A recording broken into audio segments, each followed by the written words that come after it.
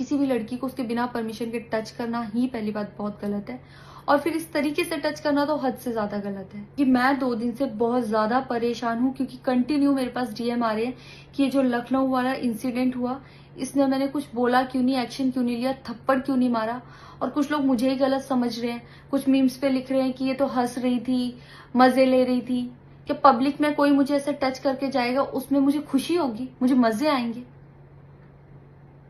सारी बात ये थी कि जब इनका सॉन्ग के लिए मेरे पास कॉल आया, तो मैंने सारी चीजें क्लियर कर ली थी कि इसमें ऐसा वैसा कॉस्ट्यूम तो नहीं है, कोई डबल मीनिंग लाइन तो नहीं है, और इसमें ऐसा वैसा सीन तो नहीं है। और मैं शूट पर गई, शूट पे सब कुछ नॉर्मल था, मुझे कोई प्रॉब्लम नहीं हुई। जब इन्होंने मुझे लखनऊ के इवेंट के लिए बोला तो मैंने हाँ बोल दिया, क्योंकि मुझे शूट पर भी कोई प्रॉब्लम नहीं हुई थी। और जब मैं लखनऊ में गई, मैं स्टेज पर थी, मैं पब्लिक से बात करी थी, पवन सिंह जी ने मुझे बोला कि इधर कुछ लगा हुआ है।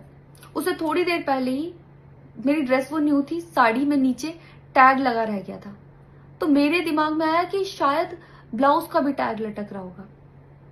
मैं हंसकर उस चीज को दबा रही थी कि अगर मेरा टैग लगा भी है तो वो चीज जिस टाइम मैं पब्लिक से माइक में बात कर रही हूँ उस टाइम ना बोल के साइड में भी बोली जा सकती है, इसलिए मैं उस चीज को उस टाइम पे दबा रही थी। मैंने हंस के टाला, अवॉइड किया और फिर दोबारा बात करने लगी। वो बोले नहीं कुछ लगा है, नहीं कुछ लगा है। तो मैंने कहा नहीं लगा, वो बोले लगा हुआ है। तो मुझे लगा कि शायद लगा ही ये तो मेरे को लग रहा था कि कुछ लगा है, इसलिए ये बोल रहे हैं। और पर फिर भी मैंने हंस के वहां पे टाला। बिल्कुल भी सपोर्ट नहीं करती कि हाँ ये चीज नॉर्मल है या इसको नॉर्मल समझूं।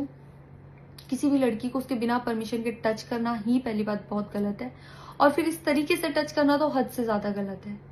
यही सेम चीज अगर हरियाणा में हुई होती ना, तो मुझे जवाब देने की जरूरत नहीं पड़ती, यहाँ की पब्लिक अपने आप जवाब दे देती, यहाँ की ऑडियंस फुल सपोर्ट करती और जवाब देती।